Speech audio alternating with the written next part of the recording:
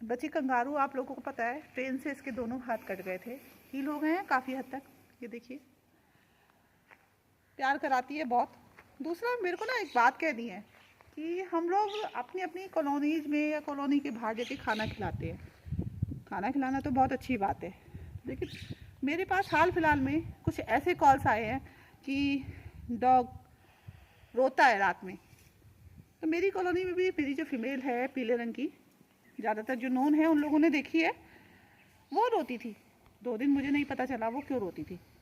तीसरे दिन 3rd floor पे रहने वाली जो महिला है उसने बताया कि आशा कल जो है पिल्लू रो रही थी, तो मैंने उसे अपार्टमेंट के अंदर रखी और रजाई उड़ा दी।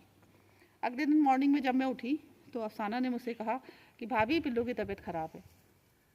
तो देखा तो टेम्परेचर नहीं था उसे, लेकिन ऐसा लग रहा था कि वो रजाई के अंदर छिप के सोना चाहती है। जो रजाई एक दिन पहले जो मेरी नेबर है उसने डाली थी, उसी के अंदर बैठी हुई थी वो।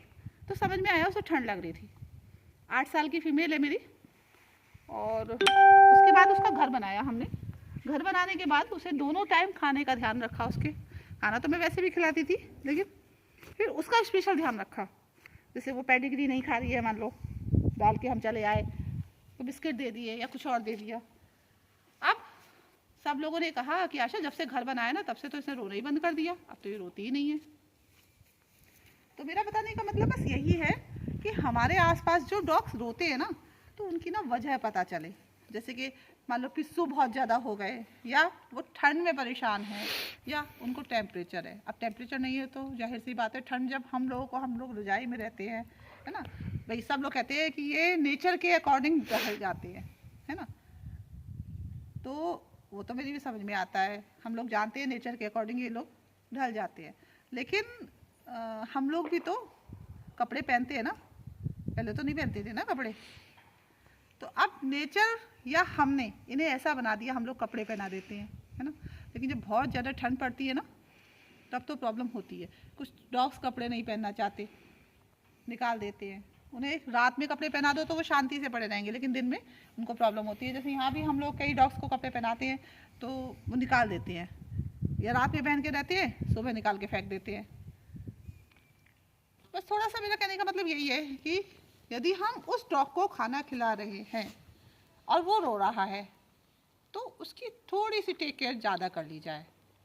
और उस टेक केयर में कुछ नहीं करना, केवल आपको दिन में एक बार उसके पास विजिट करनी है। अपने 24 घंटों में से थोड़ा सा टाइम निकाल के यदि कर सकते हैं तो हमारा खाना खिलाना, हमारा ट्रीटमेंट करना, या हमारा इनको उठा के शेल्टर में लाना सार्थक है। अदरवाइज ऐसा कोई शेल्टर नहीं बना जहां हर फीमेल को लाके या हर डॉग को लाके रख लिया जाए। अभी तो हमारे पास 2 डॉग्स ऐसी हैं जिनको हमने केवल इस कंप्लेंट पे लाके रख लिया कि उन लोगों की वहाँ टेक केयर नहीं हो रही। तो जो खराब स्थिति में भी डॉग आता है ना, वो तभी आता है जब शुरुआत में किसी ने देखा नहीं। एकदम खराब स्थिति में नहीं आता। ऐसा नहीं होता कि एक दिन पहले कुत्ते ने खाना खाया दूसरे दिन एकदम बीमार हो गया।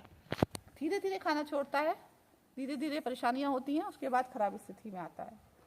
तो इस चीज़ को सभी लोग समझें, और हमारा काम जागरूकता करना है, जागरूक कर रहे हैं।